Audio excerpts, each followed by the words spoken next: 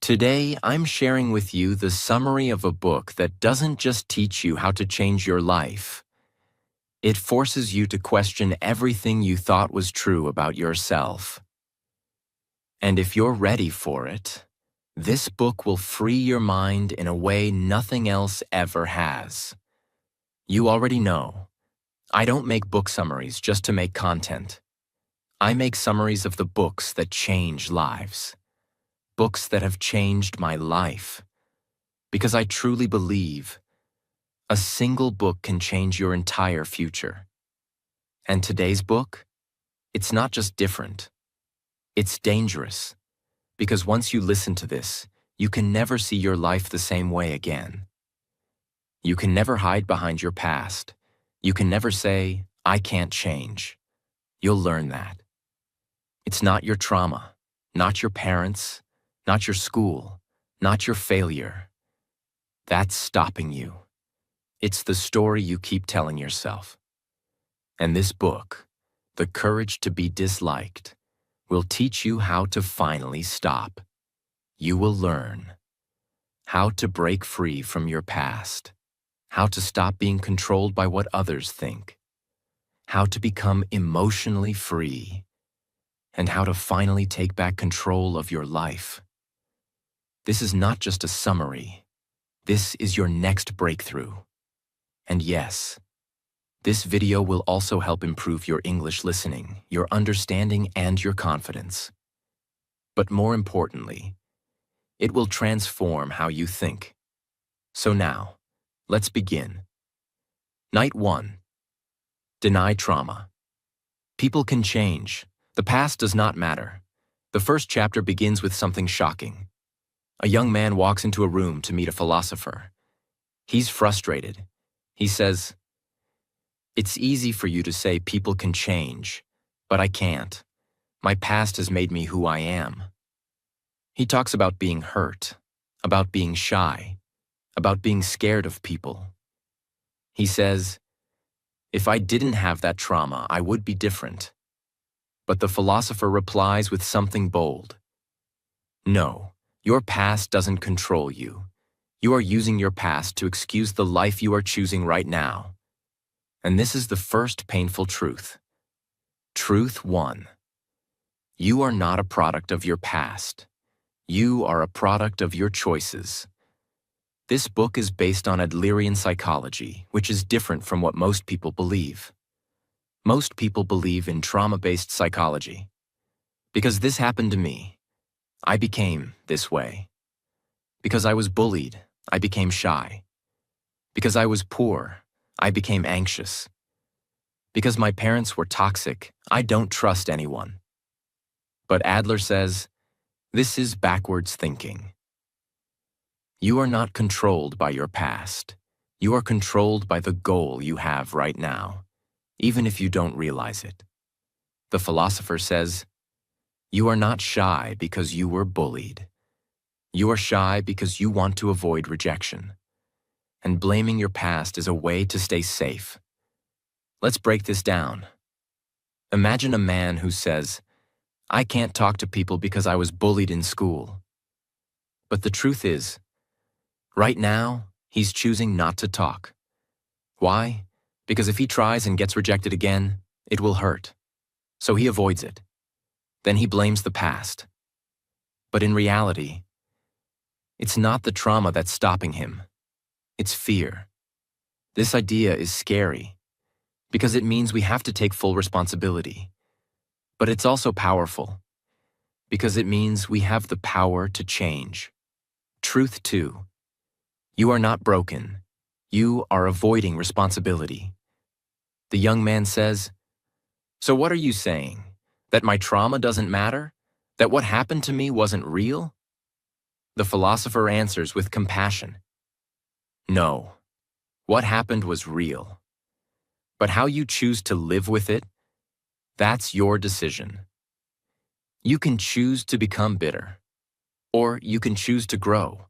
You can say, this happened to me, and that's why I can never change.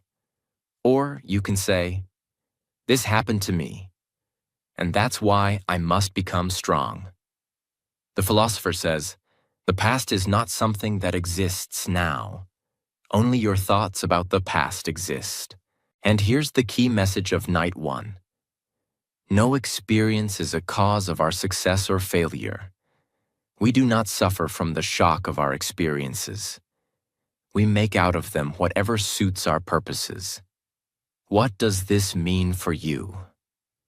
If you're holding on to pain, if you believe your life can't change because of what happened to you, if you keep replaying your childhood, your heartbreak, your failure, then ask yourself, are you using that as a reason to avoid taking action now? Because the past is not in control anymore. You are. And the moment you stop blaming is the moment you become free. You don't need more healing. You need more courage. The courage to stop living in the past. And the courage to create a new future. The philosopher says, people can change, not because they must, but because they decide to. And that is the courage to be disliked. Let's pause here. Because if this lesson hit you deeply, if it shook your beliefs or made you rethink your own story, that's the point. This book is not comfortable. It's not motivational quotes. It's mental transformation. And this was just Night 1. Night 2. All problems are interpersonal relationship problems. The philosopher looks directly at the young man and says, there is no such thing as a personal problem. Every problem is a problem between you and someone else. The young man is shocked. He says, that's not true. What about my anxiety? What about my low self-esteem, my loneliness? But the philosopher calmly replies, even those are born from relationships. If other people didn't exist, those problems wouldn't exist. This is the beginning of a truth that will change your life forever. Truth 1. We are unhappy because of comparison, not reality. Let's say you live on a small island. You have enough food. You're healthy. But then one day, a stranger arrives. He's stronger, richer, smarter. Suddenly, you feel weak. You feel poor. You feel inferior. But ask yourself, did I feel that way before he arrived? No. Your reality didn't change. Your comparison did. That is the root of most of our suffering. We compare ourselves with others. We feel less. And we blame ourselves. A woman feels insecure about her looks. She says, I hate my face. I hate my body. But she didn't always feel that way. She felt fine until she started seeing perfect people on social media. She started comparing herself to people who don't even look like that in real life. Now she avoids going out. She thinks she's ugly. She feels worthless. But here's the truth. The problem is not her face. The problem is her fear of being judged by others. The real problem is interpersonal. Truth 2. Inferiority is not given to you. You create it. We all feel less than at some point, less attractive, less smart, less successful. But Adlerian psychology teaches, inferiority is not something others give you. It's something you create inside yourself, based on who you decide to compare yourself to. The young man says, so are you saying I should just stop comparing myself?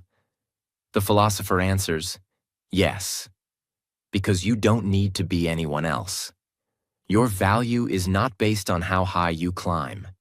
Your value is based on how far you've come, from your own starting point.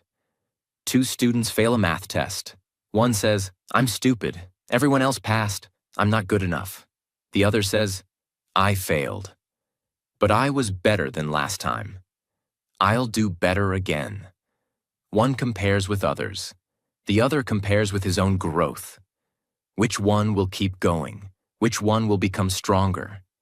This is the key difference between a life of anxiety and a life of peace. Truth 3. Self-hate is the desire to be loved. The philosopher says something even more painful. Even when you say you hate yourself, it is because you want someone to love you. When someone says, "I'm such a loser. Nobody cares about me. I'm just useless," it sounds like they're hurting themselves. But deep down, what they're hoping is that someone will say, "No, you're not. You're amazing." It's a secret way of asking for love. But here's the danger. If you keep waiting for others to fix your self-worth, you will always be weak, because your confidence will depend on their opinion. And the more you try to be liked, the more afraid you become of being disliked. Truth 4. The desire to be special is a trap. We are raised to believe you must be better than others. You must win. You must stand out. You must succeed or be forgotten. But this creates a dangerous mindset. If I'm not special, I am worthless. And this is where depression, anxiety, and jealousy are born. The philosopher says, the need to be special is actually a need to feel superior. And superiority always needs someone to be inferior. This means you can never truly celebrate others' success. You'll secretly feel angry when others win. You will never feel enough. But here's the solution. The answer: be ordinary and be happy. This is the boldest advice in the book. Don't try to be special. Just try to be yourself. Being normal is not failure. It is freedom. You don't need to be better than anyone. You just need to be you, without fear. And that takes real courage. Because when you stop trying to impress people, some people won't like you. Some people will reject you. Some people will ignore you. But that's okay. Because your value doesn't come from their approval. It comes from your heart. Imagine a young man who's afraid to speak in public. He says, "I'm not confident. I'm scared people will laugh at me. I'm scared they'll judge me." The philosopher asks, why does their opinion matter more than your own? The young man says, because I want to be liked. And that's the problem. When your goal is to be liked, you become a slave to others. But when your goal is to live honestly, even if others dislike you, that is true freedom. Every problem is a relationship problem. You fear rejection. You fear being judged. You fear not being enough. But once you accept this, you can begin to heal. The philosopher ends with this. The courage to be happy is the courage to be disliked. It's the courage to live your truth, even if the world doesn't clap. If this chapter opened your eyes, if it made you feel like someone finally understands what you're going through, if it gave you power to stop comparing and start living your truth, then remember, you are not broken. You are just caught in the fear of being judged. And once you let that go, you are free. This was just night 2. Night 3. Discard other people's tasks. You are not living to satisfy the expectations of others. The young man is angry now. He says, it's easy for you to talk about happiness and courage. But in the real world, we don't live alone. We have parents, friends, teachers, bosses, people who expect things from us. If we ignore them, they'll hate us. If we live our own life, we'll hurt people. The philosopher listens calmly, and then he replies with one of the deepest lessons in this book. You're suffering because you are doing things that are not your task. This is called task separation, and it's the secret to emotional freedom. Let me explain it in the deepest, clearest, and most powerful way possible. Truth 1. Most of your anxiety comes from doing things that are not your responsibility. Think about this. You're scared of failing in school because your parents will be disappointed.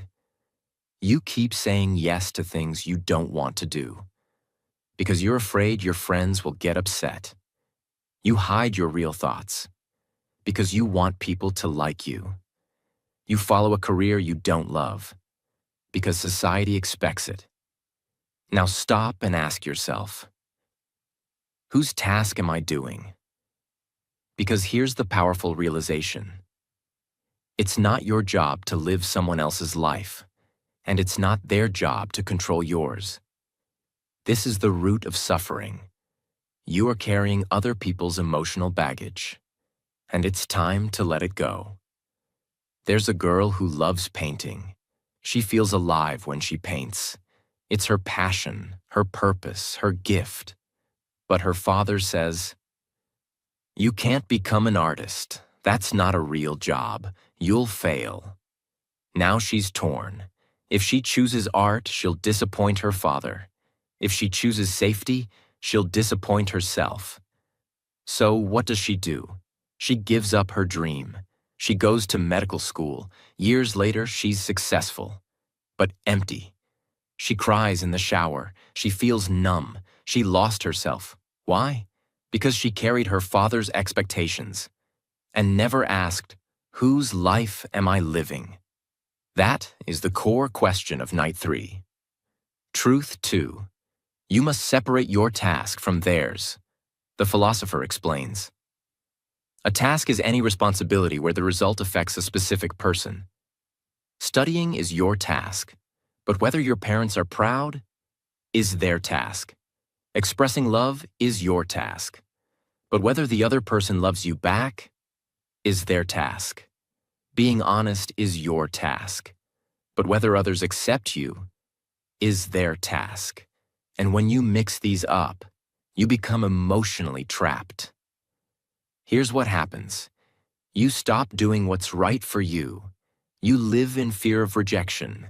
You try to control how others feel, and that leads to exhaustion, depression, anxiety, and anger. Imagine a boy in class. He has a great idea, but he doesn't raise his hand. Why? He thinks, what if people laugh? What if I'm wrong? Now here's the truth. Raising his hand equals his task. How others respond? Not his task. But he forgets that. He believes he must control their reaction. And so, he stays silent. He loses his voice. He loses his courage. And worst of all, he loses his freedom. Now multiply this behavior over years. He doesn't speak in meetings. He doesn't ask for what he needs. He doesn't say no to what he hates. He becomes invisible, all because he never learned to separate tasks. Truth 3. When you interfere in other people's tasks, you lose your own life. The philosopher says, if you try to live someone else's life, no one will live yours. You were given this one life, your own task. But if you keep worrying about what your parents think, what society expects, how your friends will judge you, then you're not living your life anymore. You're living a story someone else wrote for you. A story where you're never enough. A story where you're always scared. A story where you can't breathe. But once you realize this truth, you can start rewriting your story. Here are 5 real situations, and how to handle them using the power of Night 3. 1. When your parents pressure you to do something you don't want, ask, whose life will be affected by this decision? Your task. Choose the life you want. Their task. Deal with their feelings. You can be kind, but you don't need to be obedient. 2. When someone criticizes your dream, ask, am I living for their approval? Your task, stay true to your vision. Their task, choose whether to support or not. Their opinion doesn't define your direction. 3. When you feel guilty for saying no, ask, is this something I must do? Your task, honor your time and energy. Their task, handle their reaction. You don't owe anyone constant access to your life. 4.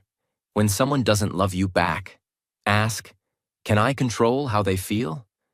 Your task, love genuinely. Their task, love or not, that's on them. Real love has no control. 5. When you're afraid to express your truth, ask, is the truth more important than being liked? Your task, speak with honesty. Their task, choose how to react. You can't be free if you're always fake. Truth 4. Freedom doesn't come from being accepted. It comes from being real. The philosopher says something powerful here. When you clearly separate tasks, you no longer need to be manipulated by praise or controlled by criticism. Why? Because you stop chasing approval. You stop fearing rejection. You stop pretending. And that is the beginning of emotional freedom. There was a woman who spent her whole life trying to be the perfect daughter. She studied what her parents wanted. She married who they approved. She lived close to them, took care of them, smiled every day. But inside, she was tired, angry, dead. One day she read this book. She finally asked herself, what's my task and what's theirs? And in that moment, she stopped apologizing. She left the marriage. She moved to another city. She opened her own business. Her parents were angry. The community gossiped. But she was finally alive. She didn't become selfish. She became free. That is what task separation gives you. You are responsible for your actions, your honesty, your effort, your life. But you are not responsible for how others feel about it.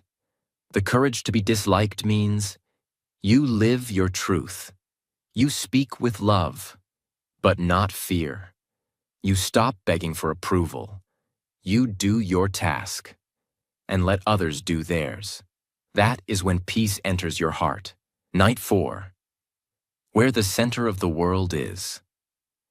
You are not the center of the world, but you are a part of it.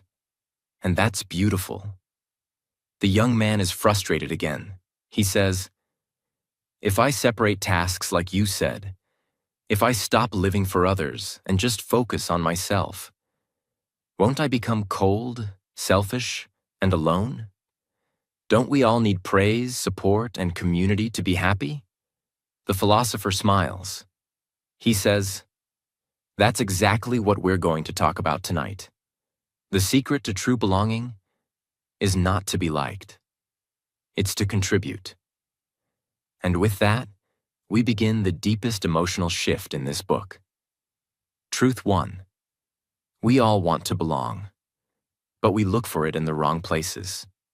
As human beings, we are born with a deep, invisible need. We want to feel that our life matters, that we are accepted, that we are part of something. But instead of seeking connection, we seek validation. We try to be better than others so they'll respect us. We post on social media so people will like us. We hide our pain so people won't judge us. We change our personality depending on who we're with. And the worst part? We begin to believe that our value depends on how people see us. That is the trap of modern life. That is how we lose our identity. But the philosopher says, you are not the center of the universe, but you are not unwanted either.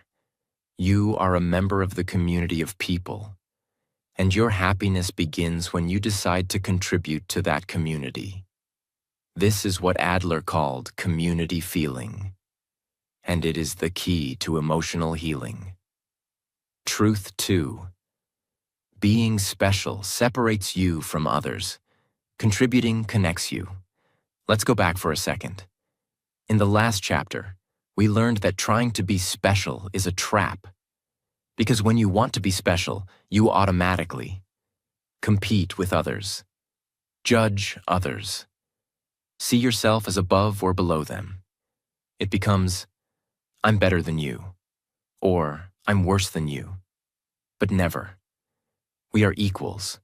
This creates jealousy, isolation, and constant pressure to prove your worth. But true happiness does not come from being admired. It comes from being connected. It comes from feeling, I am not alone. I am part of this world. I can give something. There's a man who works as a janitor in a school. He cleans the halls every morning before students arrive. No one thanks him. Most people don't even notice him. He's not special. But one day, a young boy walks into school crying. His shoes are broken. He feels embarrassed. The janitor quietly takes out an extra pair of shoes he keeps in his supply room. He gives them to the boy. No words, just a warm smile. Years later, that boy becomes a teacher. And when asked who inspired him most, he says, "The janitor who gave me shoes without asking for anything." That janitor was not rich, famous, or special, but he contributed, and his life mattered. That is community feeling. That is the meaning of this chapter. Truth 3. The world does not revolve around you, and that's freedom. When we believe we are the center of everything, life becomes heavy. If someone ignores us, we take it personally. If someone criticizes us, we feel destroyed. If someone doesn't smile back, we overthink. But the philosopher teaches, people are not thinking about you as much as you think they are. This is not an insult, it's a freedom.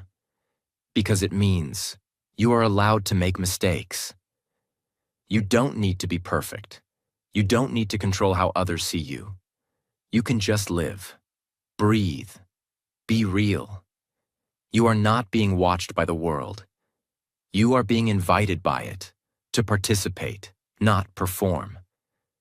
There's a girl who walks into a party. She's nervous.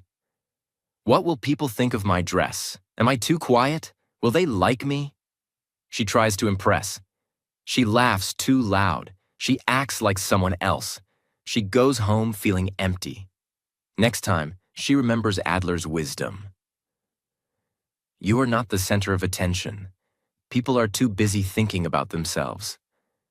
So she goes to the party again. But this time, she listens more. She asks how others are doing. She helps serve food. She comforts a friend. And for the first time, she feels like she belongs. She didn't try to be liked. She simply showed up and gave love. Without fear. That is the shift. Truth 4. Happiness is not about receiving love. It's about offering it. We're taught to chase things, be beautiful, be rich, be talented, be admired. But Adler flips the question. Not what can I get from life, but what can I give to life? This mindset changes everything. When you speak, speak to serve, not to impress. When you work, work to contribute, not to dominate. When you love, love freely, not conditionally. You stop asking, do they like me? And start asking, how can I help? That is where real confidence comes from. That is where true peace begins. Truth 5. Unhappiness comes from self-centered thinking. The philosopher says something bold. The more you focus on yourself, the more you will feel dissatisfied. Why? Because when your whole world is, what about me? Why am I not happy? Why don't people care about me? You close your heart. You shrink your vision. You forget that happiness grows only in connection. The more you shift your attention from self to service, the more your pain disappears. You are not here to be special. You are not here to be better than anyone. You are here to contribute, to connect, to be part of something bigger than yourself. And when you stop trying to prove your worth and start living with love, humility, and service, you begin to feel what you've been missing all your life: belonging, meaning, peace. You don't have to be liked. You don't have to be perfect. You just have to be present and helpful in the life around you. That is the true path to happiness. If this chapter made you feel emotional, if it opened your heart or made you cry quietly inside, that's because it spoke to the part of you that has always wanted one thing: to matter, to be part of something. And now you know. You already do. Night 5. To live in earnest in the here and now. The only life you truly have is the one you live in this moment. The young man returns for the final night. But this time, he's not angry. He's quiet. His eyes are wide. He's been shaken. Something inside him has shifted. He says, "Everything you've told me these past nights, it's heavy. It's real. But now I have a question. If we are not controlled by our past, if we don't need praise, if we must contribute without needing recognition, then tell me, how do I live my life? Right now, today, with all the fear, all the pressure, all the uncertainty, how do I live, fully, honestly, and without regret?" And the philosopher replies with the most important answer in the entire book. Live as if you are dancing, not to reach the end, but because every step matters. And that is where Night 5 begins. Truth 1. The goal of life is not to reach a destination. It's to dance through the journey. Most people think life is like climbing a mountain. Study hard to get a degree. Work hard to earn money. Get married to be complete. Work harder to feel successful. Keep going until you retire. Then finally, you can be happy. But this idea is dangerous because it means happiness is somewhere far away. You can't rest. You can't enjoy. You have to keep climbing. And then one day, you look back and realize you spent your whole life preparing to live, but you never actually lived. That is the pain of modern life. There was a man who spent 40 years working at a job he didn't love. He told himself, "I'm doing this for my children, for retirement, for the future." He woke up early, came home tired, missed his child's birthday, postponed his vacation, suppressed his dreams. At 65, he finally retired. But his body was tired. His wife was sick. His child had grown up without him. He sat on the porch and said, "Where did it all go?" He climbed a mountain for decades and forgot to dance along the way. That is what this chapter saves you from. Truth 2. Life happens only in the present. The philosopher says something deeply true. The past does not exist. The future does not exist. The only reality is now, and the only life you can live is now. But what do most of us do? We regret the past. I shouldn't have said that. I ruined everything. We fear the future. What if I fail? What if I'm alone? We miss the moment. I'll be happy when... And so we suffer. In two places that don't even exist, the past and the future. But peace only lives in this moment. There was a girl walking on the beach. The sunset was beautiful. The waves were singing. The breeze was soft. But her mind was screaming, "What if I fail the exam? Why did he stop texting me? I'm not good enough. I'll never be happy." She was physically present, but mentally elsewhere. So the sunset passed. The moment ended, and she felt nothing. This is how we miss life. Not because life isn't beautiful, but because we're not there to feel it. The book teaches us, happiness is not something you chase. It's something you notice in the moment you are in. Truth 3. Live in the moment, not for the moment. Some people here live in the now and think it means party, escape. Don't care about the future. But that's not what Adler is saying. He's saying, live in the present, with responsibility, with love, with awareness, not to escape life, but to experience it fully, one moment at a time. It's not about distraction. It's about attention. Pay attention to the person in front of you, the words you speak, the food you eat, the sky above you, the work you do, the heart that beats inside you right now. Because if you keep waiting for a big moment, you'll miss the millions of small ones that make up your life. A boy struggling with anxiety went to a monk for help. He said, "My mind is always racing. I can't stop worrying." The monk said, "For the next week, I want you to do one thing. Brush your teeth with full awareness. Don't think about anything else. Just feel the brush, smell the toothpaste, hear the water." The boy laughed. "That's it?" But he tried it. On day 3, for the first time in years, he felt peace. Not because his life changed, but because his presence changed. That is the power of mindful living. Truth 4. You don't need to be someone special to live a special life. Many people don't live fully because they believe, "I'm not ready. I need more success. I'm not important enough." But the philosopher says, you are living now. You are already complete, and your life has value, simply because you are choosing to live it earnestly. You don't need to wait to start. You don't need to be rich, famous, beautiful, or successful. All you need to do is to show up for your own life, with full presence, full heart, and full courage. Truth 5. Live as if you're being watched by no one, but living for everyone. The philosopher ends with a story. A man walks into a garden alone. He sees a dying tree.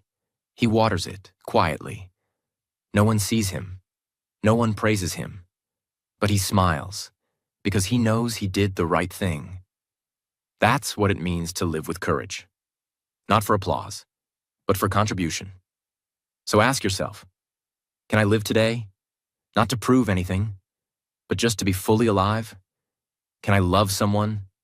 Not to get love, but just to give it? Can I do my work, not for status, but because it matters? That is the path to joy. Truth 6. You can start over every morning. The philosopher tells the young man, you do not need to carry yesterday into today. You do not need to wait until next year. You are free, this very second, to begin again. And that is one of the most hopeful things a person can hear. Because no matter your past, no matter your pain, no matter your age or failures or fears, you can say, today, I begin again. Today, I will live with courage. Today, I will be present, honest, and free. And that's enough. There was a woman who lost everything. Her husband died. Her business failed. Her children stopped calling. She sat in her small apartment and cried every night. But one morning she opened a window. The light touched her skin. The air smelled like rain. And she whispered, I'm still here. She made tea, sat quietly, listened to a bird, and for the first time in years, she felt alive. She didn't fix everything. She didn't become rich or famous. She just decided, I will live this one moment, earnestly. And slowly, step by step, her life returned.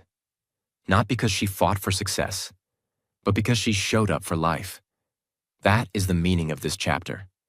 Life is not something you prepare for. Life is not something you chase.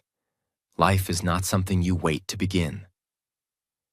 Life is what you do right now, in this very breath, in this very action, in this very step.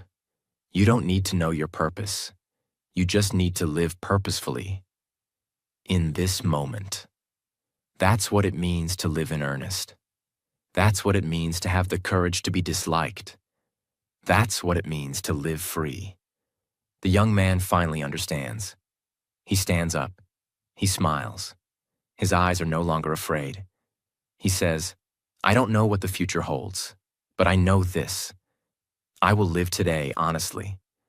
I will live today bravely. I will live today like it matters. And the philosopher nods. He doesn't say anything, because some lessons don't need to be repeated. They just need to be lived. This is not just the end of a summary. This is the beginning of your new life. If you've come this far, if you felt the pain, the hope, the truth in these words, then promise yourself this. Don't wait to be liked. Don't hide behind your past. Don't live for applause. Don't wait for the perfect future. Just begin. Here. Now with courage, with honesty, with presence. Because that's the only life that truly belongs to you. So now you've heard it all. 5 nights. 5 conversations. 5 truths that have the power to change your entire life. Not tomorrow. Not next year. But starting today. And maybe this summary made you cry a little. Maybe it made you think about the people you've been trying to impress, or the past you've been carrying like a heavy bag on your back. Maybe for the first time you realized you don't need to be perfect. You don't need to be special. You don't need to be liked by everyone. You just need to live with honesty, with courage, and with presence. Because life is not waiting for you at the top of some mountain. Life is happening right now. In the way you smile at a stranger. In the way you forgive yourself for yesterday. In the way you stop and notice the sky above you. You don't need permission to begin again. You already have it. And if this book has taught us anything, it's this. You are free. You are enough. And you are allowed to live your truth, even if the world doesn't understand it. You don't need to chase approval. You don't need to be fearless. You just need to have the courage to be disliked and still keep going. If this summary touched your heart, if even one moment made you see life a little differently, then don't keep it to yourself. Share it, rewatch it, live it. And remember, this video wasn't just a summary, it was a mirror. A mirror showing you the strongest, most peaceful, most honest version of yourself. The version that's been waiting for you to wake up and say, I am no longer afraid. I choose to live, right here, right now. Thank you for being here. Thank you for listening with your whole heart. And thank you for having the courage to become free.